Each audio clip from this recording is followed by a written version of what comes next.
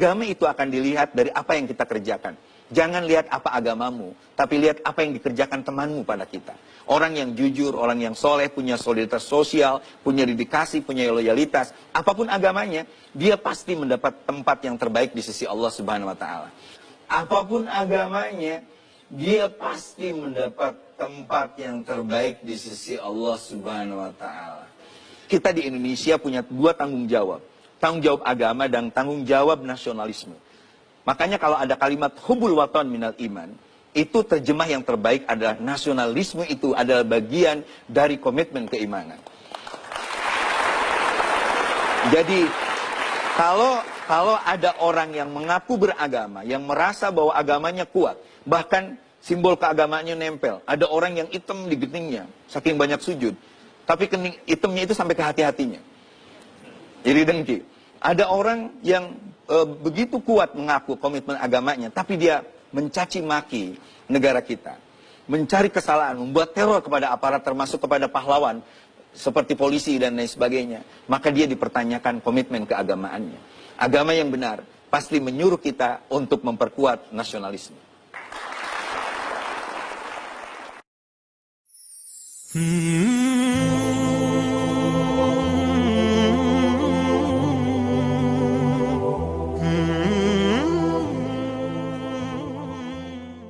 Bagaimana pendapat Anda pribadi dengan firman Allah, anak kecil muslim hafal juz 30 surah Bayyinah. Allah mengatakan, a'udzubillahi minasyaitonirrajim, innal ladzina kafaru min ahlil kitabi wal musyrikin fi nari jahannama khalidina fiha. Allah bilang, terjemahannya telah kafir ahli kitab, Yahudi dan Nasrani, dan orang-orang musyrik, dan mereka kekal dalam api neraka kalau mereka meninggal dalam keyakinan itu, kata Allah. Allah bilang kafir, Anda bilang tidak. Coba, nggak usah datangkan buku apapun. Anda pribadi berikan saya pendapat. Tidak mungkin Anda doktor nggak ngerti bahasa Arab. Diam dia. Lalu saya bilang baik. Berikan saya pendapat Anda pribadi tentang sabda Nabi Muhammad SAW. Hadis sahih riwayat Imam Muslim. Anda masih Muslim kan? Yakin dengan Al-Quran dan Sunnah? Iya. Baik. Bagaimana pendapat Anda dengan hadis Nabi? Kata Nabi SAW, tidak ada seorang pun dari Yahudi, Nasrani, Majusi, penyembah api, yang mendengarkan saya diutus, kemudian tidak beriman pada risalah yang saya bawa, dan meninggal dalam keyakinan itu, kecuali pasti masuk neraka. Jelas-jelas, Nabi bilang, kalau meninggal dalam keyakinan itu pasti masuk neraka. Kalau sempat masuk Islam, ya selamat. Bagaimana Nabi bilang kafir masuk neraka, Anda bilang tidak? Tiba-tiba dia diam, lalu dia bilang begini, tapi bagaimana perasaan mereka kalau kita bilang itu? Saya sempat ketuk lantai masjid, saya bilang ini bukan masalah perasaan, ini masalah keyakinan. Anda menyebarkan keyakinan yang salah, saya bilang gitu. Kalau semua agama sama, saya ajak Anda sama-sama, kita pindah Nasrani, nyanyi-nyanyi seminggu sekali masuk surga.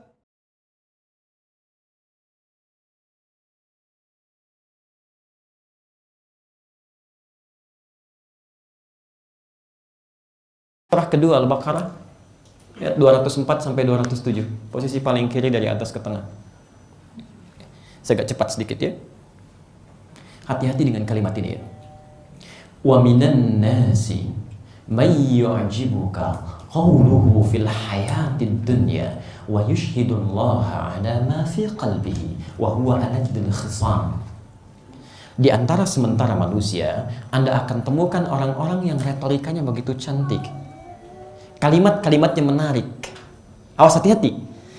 Sesekali dia akan mengambil nama Allah, ayat-ayat Quran, untuk menguatkan argumentasinya. Wa huwa aladul khisam, padahal dia musuh yang paling nyata. Baik, Bapak Ibu sekalian pernah mendengar kalimat ini? Semua agama itu sama, menuju pada Tuhan yang sama, cuma dengan cara yang berbeda-beda. Anda katakan tiada Tuhan selain Allah, tapi Anda katakan semua agama yang lain sama. Dan itu dikemas dengan kalimat yang sangat indah, gitu kan? Padahal kata Allah itu yang paling berbahaya. Ya. Maaf ya, kalimat ini oleh orang jahiliyah pun tidak pernah diucapkan. Silahkan cek ya. Demi Allah saya katakan, orang-orang jahiliyah ketika datang kepada Rasulullah SAW membawa proposal, mereka mengutus orang-orang terpercaya di zamannya. Masya Allah, datang pembesar-pembesar mengatakan, ya Muhammad SAW, kita memang berbeda. Tapi perbedaan kita tidak lantas menjadikan kita harus berselisih dan berperang. Cukup saja begini, kami sekarang ikut menyembah Tuhan kamu, besok kamu menyembah Tuhan kami. Jelas ya? Turunlah kemudian Quran surah Al-Kafirun itu. Qul ya ayyuhal kafirun la a'budu ma ta'budun. Ujungnya lakum dinukum. Kenapa kalimat ini muncul lakum dinukum waliyadin? Untukmu yang kamu sembah, untuk saya agama saya. Karena mereka pun mengatakan di awal kita beda. Jadi maaf ya, sebodoh-bodohnya orang jahiliyah masih paham ada perbedaan di situ. Sepintar-pintar atau yang mengaku pintar orang sekarang masih bisa mengatakan semua agama sama. Jadi orang jahiliyah kalau mendengar kalimat itu pun akan kaget juga tuh. Hati-hati ya. Betul, itu disebutkan oleh Nabi. Ya. Antum kalau punya kitab Sahih Muslim, ini sering saya sampaikan. Nanti buka jilid yang pertama ya. Kalau kitabnya sama dengan kami, itu silahkan yang ada syarahnya, syarah Sahih Muslim. Ya. Syarah Imam An-Nawawi ada 9 jilid di situ. Antum cari jilid yang pertama. Ada di halaman 111. Bab yang keempat, hadis nomor ke-6 dari Abu Hurairah. Ya. Posisinya sebelah kiri paling atas. Cetakan Darul Hadis kalau mau sama. Ya, tahun 2002. Harganya 450.000. Baik, teman-teman sekalian, saya bacakan hadisnya ya. Qala an Abi Hurairah radhiyallahu ta'ala anhu qala. Ya, disampaikan hadis riwayat Abu Hurairah, semoga Allah meridai kepada beliau. Lihat kalimatnya.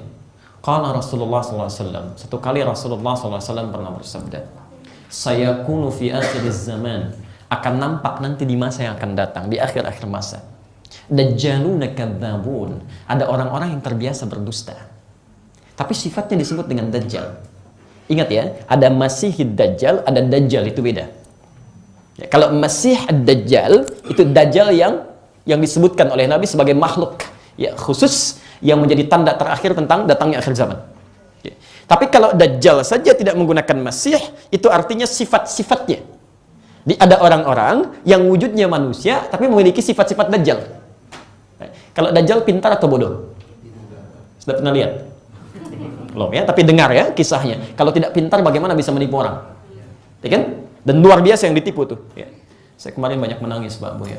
Dan kita harus banyak bermohon kepada Allah untuk dilindungi. Baru muncul satu orang saja yang dengan modus menggandakan atau mengadakan uang, itu yang bisa mengagungkan, mengangkat puluhan ribu orang. Bagaimana kalau dajjalnya yang muncul? Yang dia tunjuk langit hujan bisa hujan, tanah kering subur bisa subur gitu ya. Makanya tidak ada yang paling dikhawatirkan oleh Rasulullah SAW kecuali dajjal ini yang terakhir. Ya.